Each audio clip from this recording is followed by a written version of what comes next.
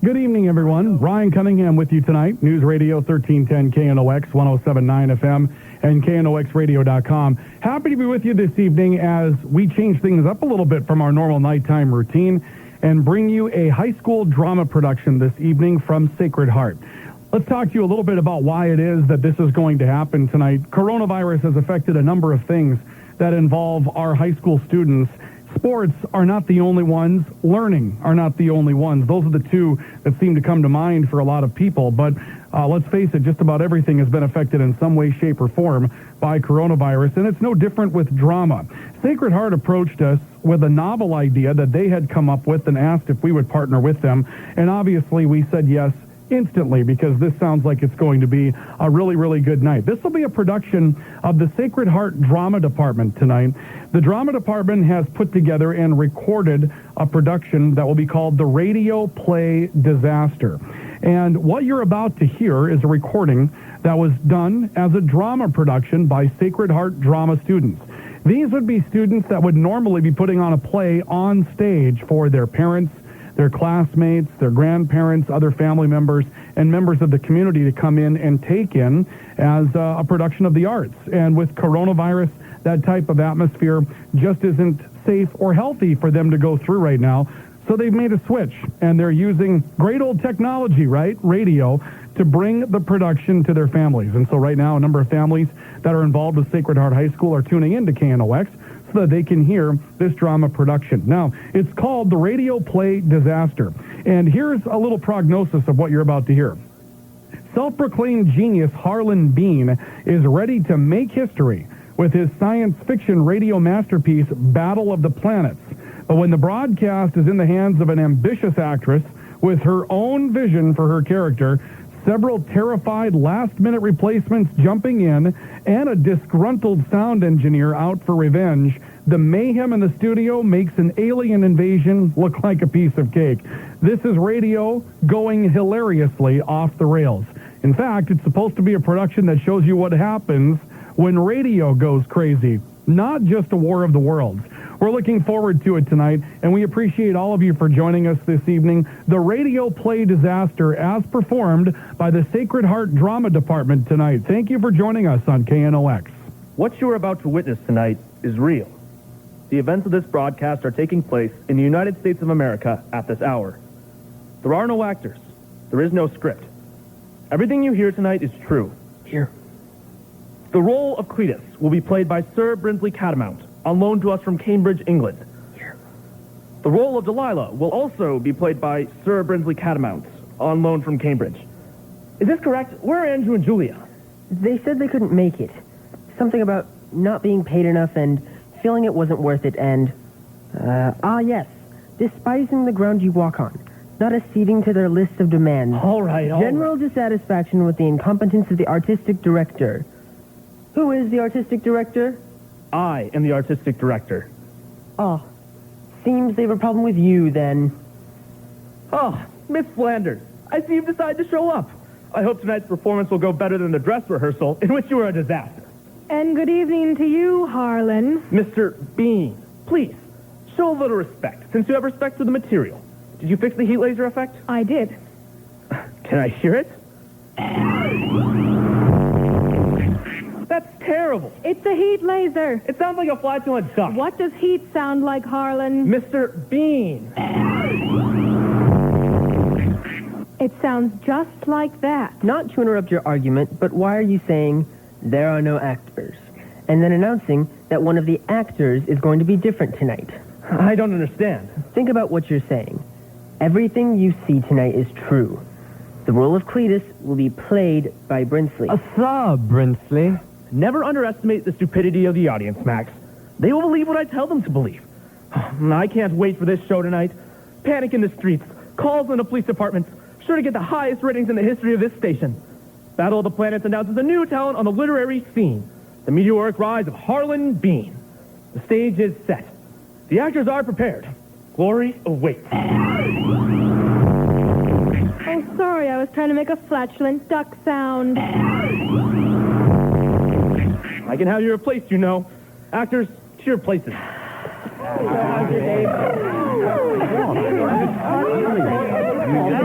I didn't mean to. Did I ask for your opinion? Honey. Don't honey me. You don't understand my process. You don't care about my process. And you certainly don't care about cleaning out the litter box. I cleaned out the litter box yesterday. Why do you lie? When Mr. Boots doesn't have a clean litter box, he doesn't feel respected. And you know what he does when he doesn't feel respected. Ha. Marital bliss. Hello, Brinsley. Cheers. Cheers indeed. Very cheers. I'm sorry. You heard what I said. I am glad you are filling in tonight. Thank you. Oh, yeah. Are we all assembled? Yeah, it looks like we're missing a few. Right, yes. Charles, Deborah, Andrew, and Miley have all been fired. Oh. You'll go find reporters to replace them. Excuse me. Oh, except for your role, Josie. You are, as always, truly magnificent in this show. I know.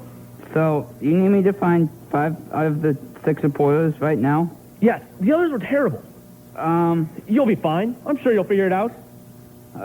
Where's that other person? The guy who won the contest to be in the show? The rodent person? Oh, yes, right. No need to worry, friends. I am here. Show must go on or whatnot. Hey, does anybody have a script? You're over here, Mr. Hamster.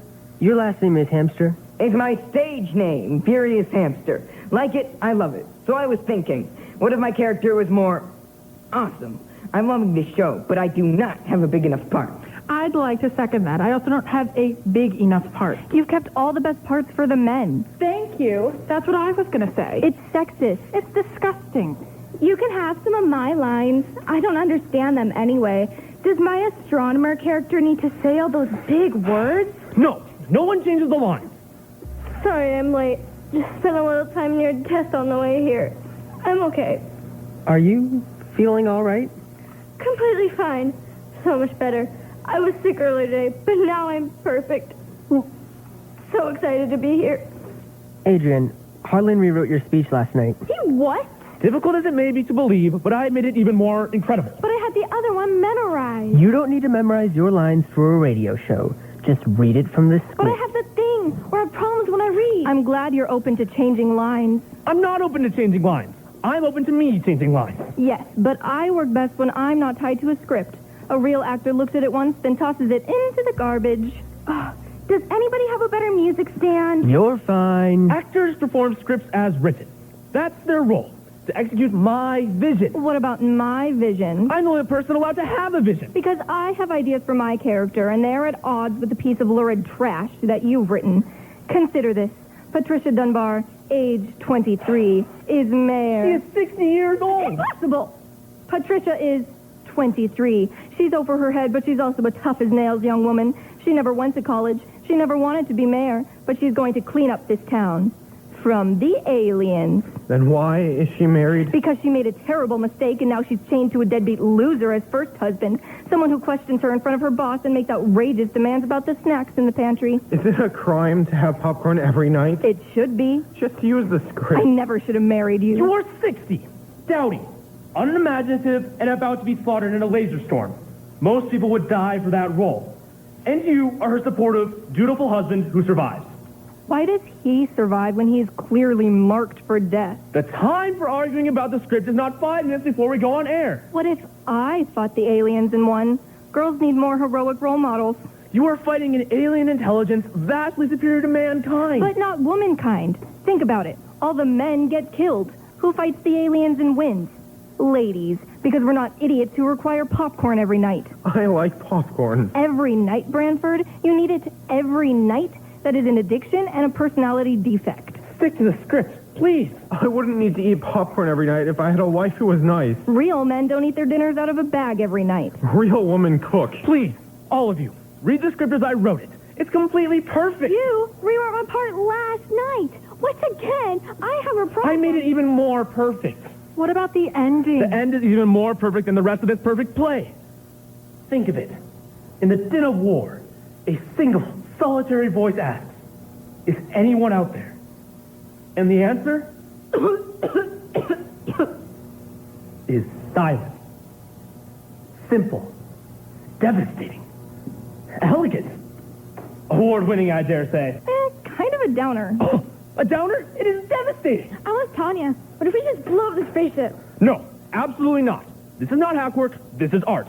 Humanity must be destroyed. But what if humanity is only partially destroyed? Completely destroyed. What is wrong with you? This is the script. Stick to it.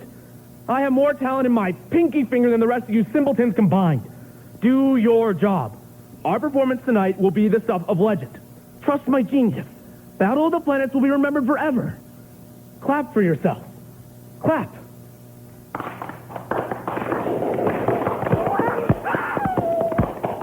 Yes, be bold. Be brave.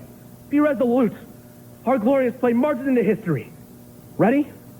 Hey, why is the on-air sign on? The on-air sign is on because... please ignore the previous moments. Apparently a gang of hoodlums broke into the station and started talking. What you are about to witness tonight is real. The events of this broadcast are taking place in the United States of America at this hour. There are no actors. There is no script. Everything you hear tonight is true. The role of Cletus will be interpreted by Sir Brinsley Catamount. Even though the person of Cletus is a real person and the events involving Cletus have not yet occurred, but we have it on good faith that they will occur soon. Sir Brinsley will also be playing Delilah. We take you now to the ballroom at the Grand Season Hotel, where we will be listening to the complex melodies of Chip Verdun's 12-piece orchestra.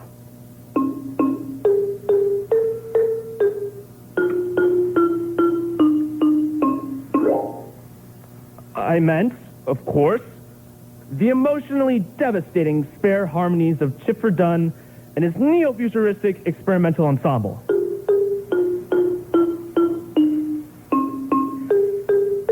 Delightful. Listeners, we have a breaking news bulletin.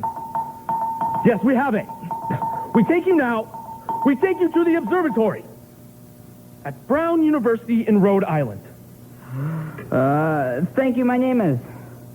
My name is Charles Towerbridge, reporter for radio station KAA, located somewhere. And I have come to this observatory to discuss shocking developments on the planet Venus. Staying with me is Dr. Mary Vandrew, chief astronomer at the Brown University Observatory. Hi. Dr. Vandrew, with your 47 years of experience at this observatory, can you please inform the listeners what you witnessed tonight? Okay. Right there. Oh, thank you. Yes, this powerful telescope was trained, it can be trained, right? Yes. Pointed at the surface of the planet Venus. And tonight, we saw an amazing thing. Good question, but I think they're just atmospheric disturbances. Wrong part. Whoops. Nope. We saw an amazing occurrence.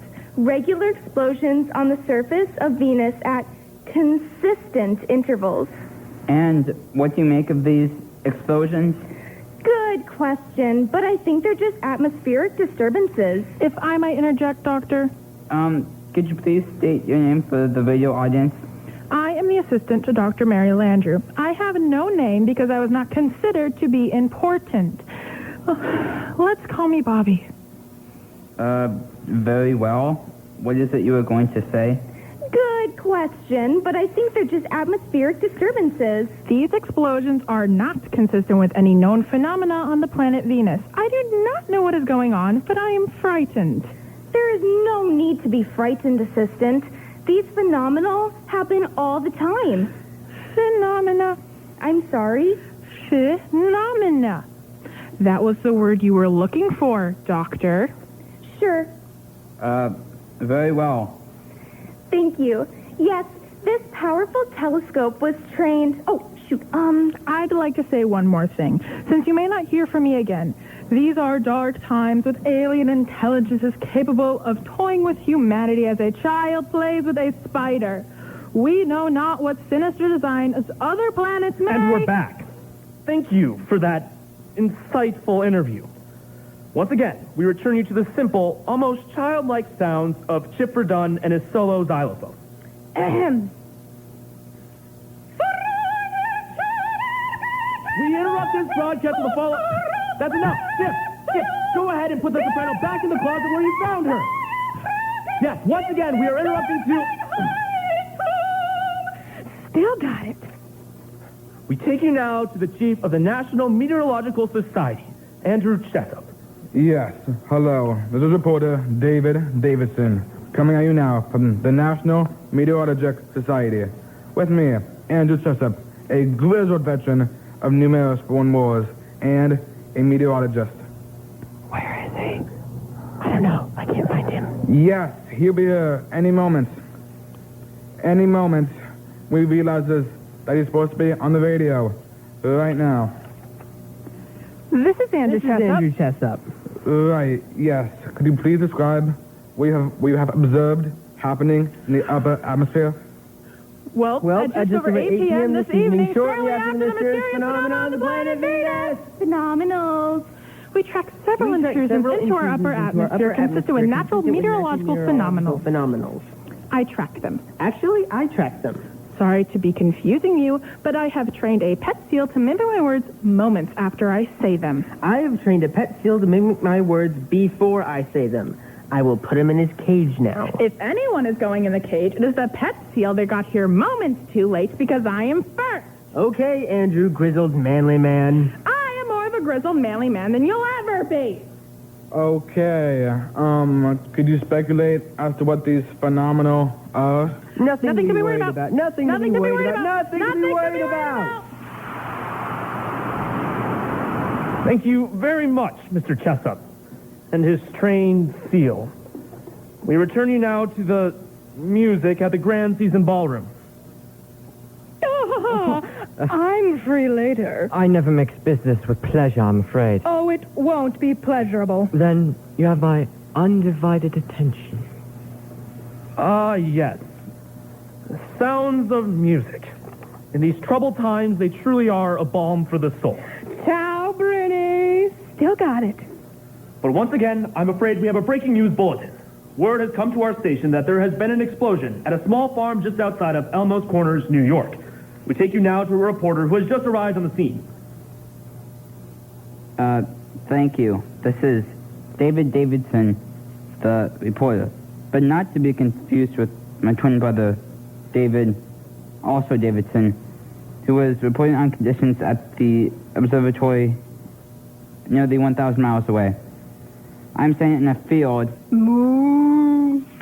with a cow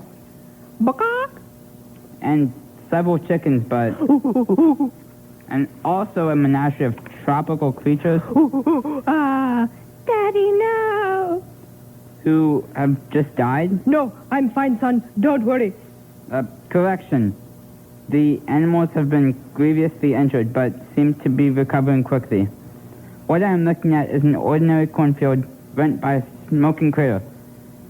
Located within the crater is a dark metallic cylinder, approximately 100 feet tall. I'm speaking now with Cletus Jones, a local farmer who witnessed this strange occurrence. Yes, quite right. Cletus, though you are an uneducated bumpkin, could you please describe it what you saw? But of course, I was standing in my cornfield and I saw a flash of illumination. And one moment. Accent! What? Oh, I mean, I was over here and I saw something. What did it look like? A massive cylinder. Rocket-like shape. Was shot out of the sky like a meteor. And then, I want to say, descending in a controlled manner to my cornfield. And it darn near blew the doors off my house. Check. Where I live. In poverty. Oh, here comes my wife. Ma'am, were you also a witness to this landing? I was scared because I'm a lady. These are truly frightening times. I'd like to add that all of our animals were scared too. Moo, bakak, and the parrots. I want a cracker. Especially the hippopotami. I'm a hippopotamus. And what do you make of the towering monolith in your farm at this moment? I'll answer that. You never let me talk. Silence, woman. I've had enough of your chauvinism. You're embarrassing me in front of the nose folk. Like I was saying, I think it was a meteorological phenomenon. And you don't imagine that this has anything to do with the explosions witnessed on the surface of Venus? I don't even like the sound of Venus. Sounds un-American if you ask me. It's a planet. I know what it is, Sugar Pie. It don't sound American, is all I'm saying. Because it's another planet. It's a planet of love.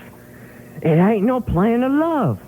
But there ain't no way something could be exploding on Venus earlier tonight and show up here 20 minutes late, even with interstellar spacecraft. That journey would take at least 2 months. And I think also... something else is happening now. What?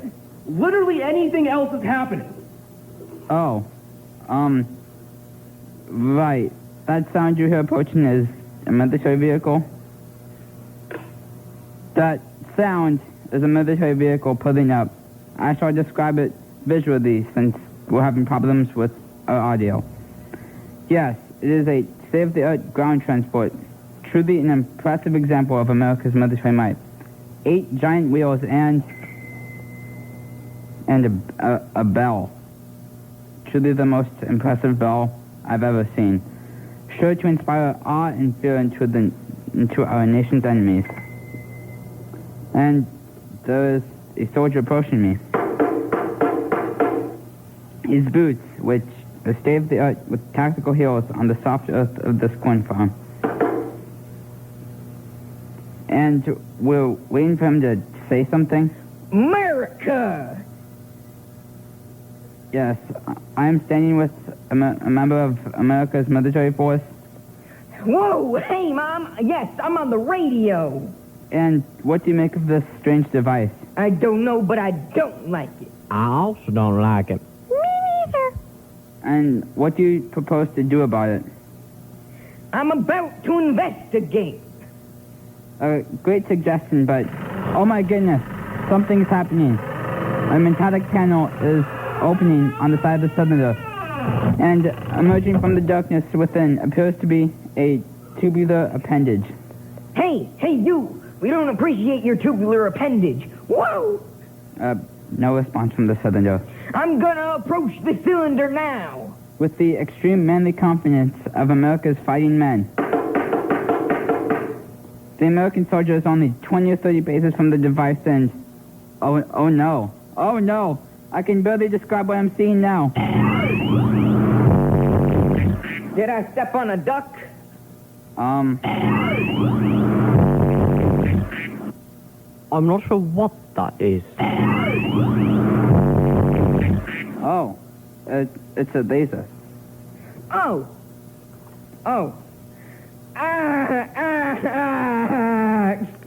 It appears to be some kind of concentrated heat ray.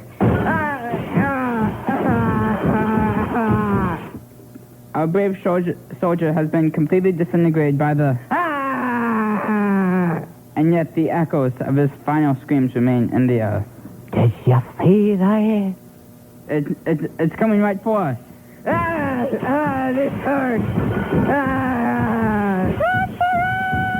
Listeners, I must now relate that the cylinder appears to have grown legs, and it is rising up in the air like a tripod. I'm okay, though. I'm okay. Run for your lives! Wait, its cannons are rotating, aiming at me, but I will continue to broadcast and... We have lost communication with the reporter in Elmo's Corners. I can only hope that he has survived the terrible ordeal transpiring there. We now return you to the music of Chip Dunn's impersonant orchestra at the ballroom of the Grand Seasons Hotel. What in Art's name are you doing? Don't bother me, I'm concentrating. This song is hard. You're ruining the entire show. You think you can do this job? I can train a seal to do your job. Seals don't talk. Why does everyone think seals can talk? Hey there, Hepcats. This is Chip Dunn. We're going to take a little break right now until our craft can be respected. Oh, Chip. By the way, this is almost Frank Father, the manager here at the Grand Seasons Ballroom. And I want you to know, Chip, that you're fired. You've crossed me for the last time, Father, especially since you never paid me for my work. I paid you for your work. Not enough, buckock. Hey, stop that. Stop releasing those live chickens. You never respected my chickens. Moo. Out. Sorry about that, gentle listeners. I know you're all most concerned with the startling developments happening across the country right now. And we will get to a reporter as soon as we can. In the meantime, we interrupt the soothing music at the Grand Season Ballroom to take you to a special press conference. This is Josephine Maxwell, and I am standing in the Rose Garden of the White House for a special briefing from 3-star General Brianna Armitage. At any moment, she will emerge from those doors on this beautiful sunny day. In fact, the chirping birds belay a growing sense of dread from around the country. The sound of chirping birds. Chirping birds? Very quiet chirping birds, almost as if they realize the serious nature of this present moment. And the turkeys. Who could forget the joyful sounds of the presidential turkeys, who have been spared from execution on Thanksgiving? Now they gather here with the chirping birds in the Rose Garden, awaiting the entrance of the general on this very lovely stormy day. Yes, here she comes now.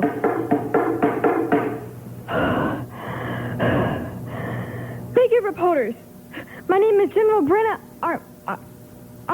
Armistrange. Brianna something. I'm here to inform the public about the extraordinary events we've witnessed over the past few hours. At approximately 1400 hours, we observed a series of expositions on the planet Venus. Although we individually consider these to be regular fentanyl, they're in fact the signs of alien spacecraft. At present, we have tracked 14 separate landings on the eastern smorgasbord of the untied states. I'll now be taping questions. General, are these spacecrafts dangerous? We must assume these invaders clone in pace. Come in. Peace. Come in peace. Is that a wise assumption? Quit pounding me, woman. Quit hounding me, woman. Why are you getting defensive, ma'am? We do not know the inventions of these chips, but do not see the use of startling and interpretatory war with alien sea breeds. And if they are starting a war with us, then dog help us all. Dog help us all indeed. With that, the general turned her heel and returned to the briefing room at the White House, where response to these aliens is being devised. Do I just walk off now? Yes, she is walking off. Now? Exactly now. Ow! There she goes. You can hear the sounds of her retreating steps. We return you now to the station. Thank you for that report. We would return you to the music of Chip Verdun and his band Musical Armadillos, but Chip has been removed from the Grand Season Ballroom in a straitjacket and will never work in this town again. You'll never work in this town again! Apologies. One of our Musical Armadillos has broken free from its harness and is savaged a staff member at the Grand Season. We're in the process of putting the creature down. With a cow. A cow has sat upon the armadillo, flattening it into a pancake. Now, we return to our tale with an important update from a reporter in Elmo's Corners. Thank you, Harlan. This is David Davidson III, not to be confused with either of my twin brothers, reporting once again for the first time from Elmo's Corners, since I just arrived here moments ago. I am standing with the mayor of Elmo's Corners, Patricia Dunbar. Thank you, David. What can you tell us about the developments on the outskirts of town? Is that really the question you want to ask? I unsettle you, don't I? Because I'm a tough-as-nails young woman and I'm here to clean up this town. I was elected to mayor when I was 23, and I don't take guff from anyone, especially not you. I'm not sure how that relates to... Let me help you with my signature catchphrase. That's a lot of bacon. What does that mean? It means there's a lot of bacon. Now, if you'll excuse me, it's time to clean up those aliens. That's my sawed-off shotgun, in case you were wondering. You might also let people know that I'm wearing sunglasses and a tank top, which shows off my wiry muscles. Right, yes. I should let you know the mayor is wearing a... kick-butt ponytail. Kick-butt ponytail, sunglasses, and has rock-hard muscles. Don't objectify me. I'm sorry. All right, then. Time to go kick some butt. I'm riding off on my motorcycle, by the way. Right. right. Well, yes, here we have the mayor's husband, Timothy Dunbar. Timothy. It says Timothy. Timothy isn't a name. Timothy is written right here. My name is Timothy. Thank you for clarifying that, Timothy. His name is Timothy. It was originally Timothy, but he changed it when we got married. Timothy, what have you seen in the outskirts of town? Thank you for asking, sir. As a woman and mayor, hold on. I was very frightened. The metallic cylinder fired a barrage of heat lasers, which incinerated some people I love dearly. The screams of the dying punctured my senses and will give me nightmares until my eventual death. I cannot fully comprehend the magnitude of this tragedy, and I am in tears, choking back tears. Thank you for that heartbreaking eyewitness report. Could you describe in more detail the... No. In less detail... In no detail at all, what is your next step? First, we will... I hate to interrupt you, ma'am, but look, listeners, I cannot believe what I am seeing. Looming over downtown Elmo's Corners like the sight of a skyscraper on legs is what we must now admit is an alien spacecraft. Listen to the enormous thudding sounds of its massive feet as it stomps down the street. Yes, sounding almost like thunder. I'm stepping outside to get a better look at it. It is an awesome sight to behold, terrifying in its monstrous intelligence. But also strangely chipper. I'm on the street now as throngs of frightened Elmo's Corner citizens, Elmoians, flee before the encroaching titan. Stop right there, you metal monster. I'm the mayor of this town, and I've got a bone to pick with you. And good thing the press is here to cover this moment. Yes, the press is here. What I see now is a scene of astonishing bravery. Yes. A single woman, smeared with dust and dirt, standing in front of a colossus of death, armed with only... Rocket launcher. Only her... Rocket launcher. Baguette. Fear me. Fear my baked goods. I cannot believe what I am seeing. She leaps into battle and... Oh, my goodness, there's a goat here, and... Heat laser. It's a heat laser. Which misses the... What's wrong with your aim?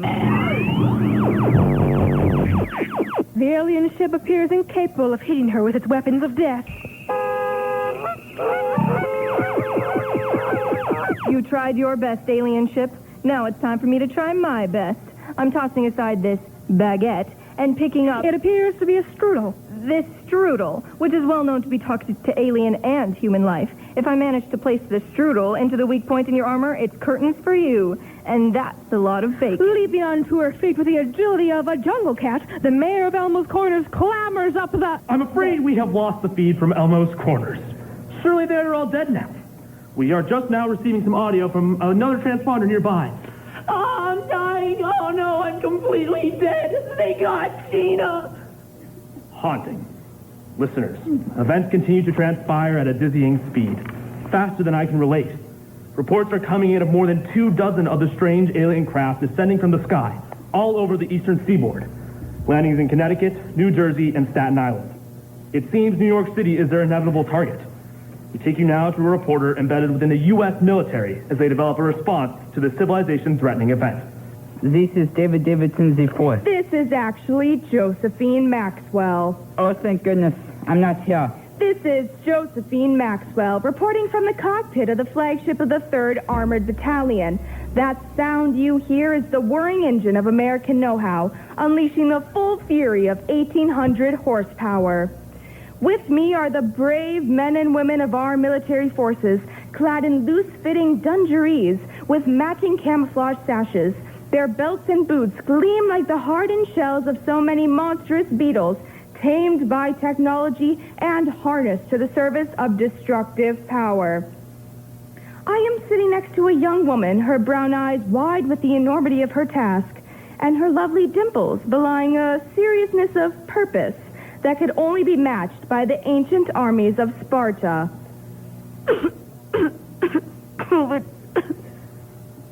Hi. How does it feel to come face to face with certain death? Not good. Oh, I feel terrible. I want to die. Brave words in these turbulent times. Our progress slows to a halt as we reach the reported site of another landing craft. I will now exit this armored vehicle to give you, the listeners, an evocative visual description of what is transpiring. As one, the soldiers rise to ready themselves. Okay, we're getting out now. Sick with the scent of fear and body odor, the soldiers scramble out of their vehicles, resembling nothing so much as a horde of ants before a terrifying foe from another planet. This, listeners, is nothing less than a struggle of the continued dominion of humankind on the planet Earth. If these brave men and women fail, we may very well look upon these days as the last dying gasps of human civilization. Yeah, it's a doozy. I am in awe of the fierce determination of these soldiers. They are ready for anything. Anyone have a lozenge? I need a lozenge. Nothing will stop them. I seriously can't do this unless I have a lozenge. Here. Hold on. It's kind of stuck to the wrapper. You know what I'm talking about? When it melts a little bit, and then it's stuck to the paper. Awful. This is the worst. Oh, that's better. Oh. My eyes can barely behold the sight of what is looming before me.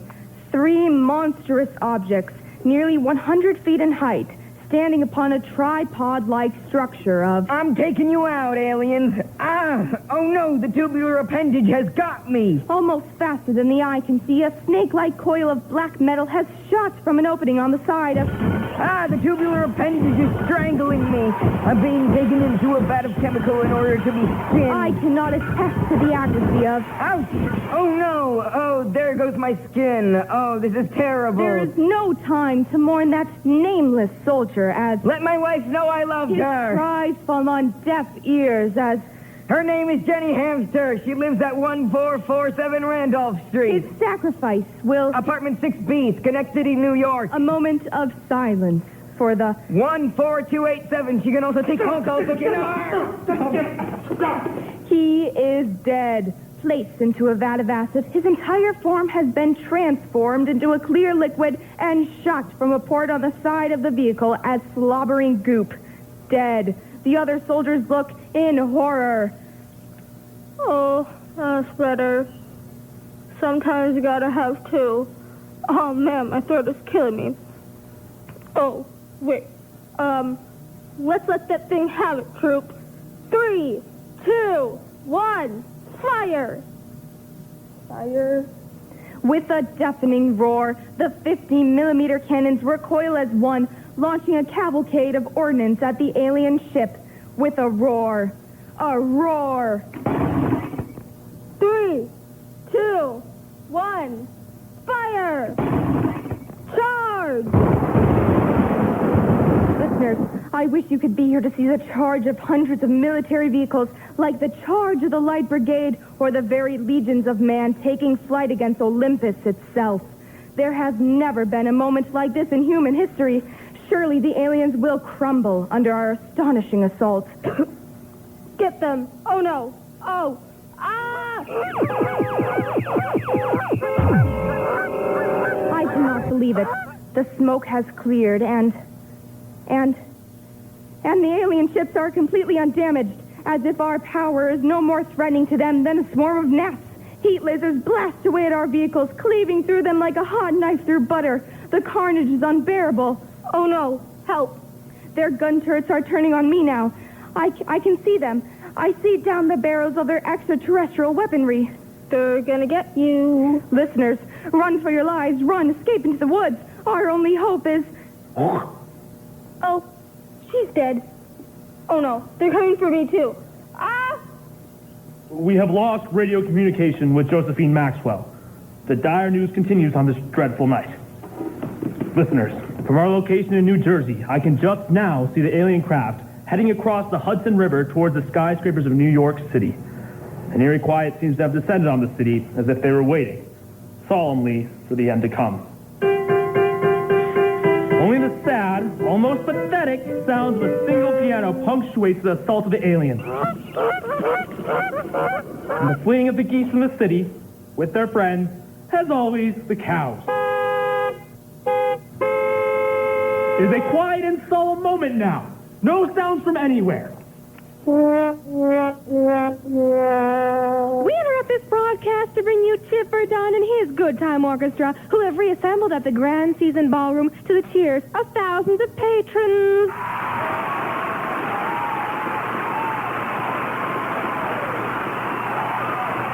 Thank you, Hepcats and Hepkitties. What we need right now is a little appreciation for the people behind the scenes, because some people don't respect their talents. So let's hear it again for Chipper Dunn and his orchestra. From my location, I can see the aliens descending specifically on the Grand Season Hotel. Let me tell you something, Hepcats. You gotta respect the art, or the art doesn't respect you. The aliens are peeling the roof off the Grand Season Ballroom like a grape. And I think the people we have to thank the most right now are the sound effects people. The beautiful, beautiful, incredibly important sound effects people. Wouldn't you agree, Harlan? They have decapitated Chipper Dunn and his entire orchestra and are now feasting on his entrails. They're serving them up like spaghetti. That is the end of one of the... We are struggling to reconnect with the studio in New Jersey, and we will continue to struggle until certain notes are read. Fine. I would like to take a moment in this terrifying alien invasion to acknowledge the contributions of my friend, Trixie Flanders, who is the most intelligent, wise, and beautiful person I know. Much more intelligent than me. In fact, she is the true genius behind this station, and I'm merely a worm. Very well. Where were we? The aliens are heading for New York City. I don't know how much longer I can stay on the air. The footsteps of the approaching machines are growing ever nearer. I hear them. This is Harlan being on the last night of America. Tell your loved ones you love them. Hold each other close. They are here. They are here.